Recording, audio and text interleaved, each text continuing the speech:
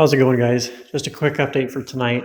I've been selling a bunch of these battery holders. I've actually been selling more than I can print, so I'm trying to fit multiple on a print bed at one time so I can print it overnight.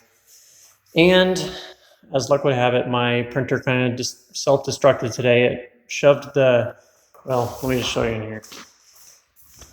The extruder knocked a bar out from the let's see, from the z-axis. So as it was sliding back and forth, it shoved this bar out from that side, which is why I have masking tape holding it on right now, which caused the whole extruder thing to lean forward, and it actually shoved the glass off the end, causing it to shatter and break into, well, like 8 pieces, I guess. But so I literally just taped it back together, and I'm playing around with it, just trying to see if I can magically print more than I've ever printed at one time on a broken piece of glass. So that's what I'm trying to do right now, and make sure you watch my video tomorrow to see if it worked.